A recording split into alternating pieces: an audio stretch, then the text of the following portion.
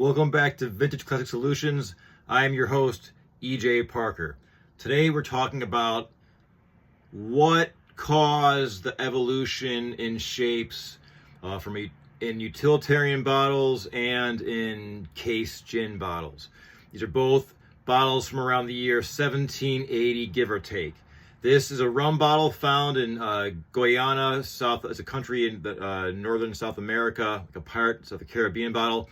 And this is a case gin bottle from around 1780, probably English or Dutch origin. This one, I'm not sure the exact where it was found, the origins. Now, as far as what drove the design of these bottles was necessity, right? Necessity is the mother of invention. Money drives a lot of that. So case gin bottles, they evolved this shape, this square shape, to facilitate easier transportation on old wooden ships.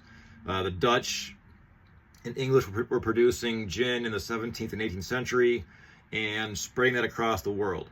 And they used this as a means to do so. They were shaped this way so you could stack them closer together, right? They would fit in a case, that's what they're called that. They would fit squarely and snugly into a wooden case to prevent them rolling around while they're on boats or, horse and buggies. This one probably spent some time underwater or in a river because it's got a bunch of micro scratches. It's a gorgeous bottle. It's got a pig snout nose, like a pig nose, and the base is just gorgeous. It sits on these four stilt-like legs. A gorgeous bottle. So when these were meant for transportation. They weren't meant for day-to-day use. They weren't really utilitarian. These became a symbol of gin. The bottle itself became a symbol of gin. The shape, the design of it. These were used with decanters. So you would purchase this wherever you'd buy gin, 250 years ago, and you'd use a fine cut crystal or glass decanter. These are very, as you can see, it wouldn't be a very practical everyday bottle because it's top heavy, right? These wide shoulders and narrow base, it tips over very easily. These were blown in primitive mold using wood paddles, and the molding, the molds improved over time, and the shapes pretty much stayed the same, but there's some minute differences in the details of the gin bottles that help you figure out the age or close enough to the age. And then we get to round utilitarian bottles. This is a gorgeous bottle, probably a liquor bottle, a rum bottle. This has got an open pontil. It's part of the production process there on the bottom.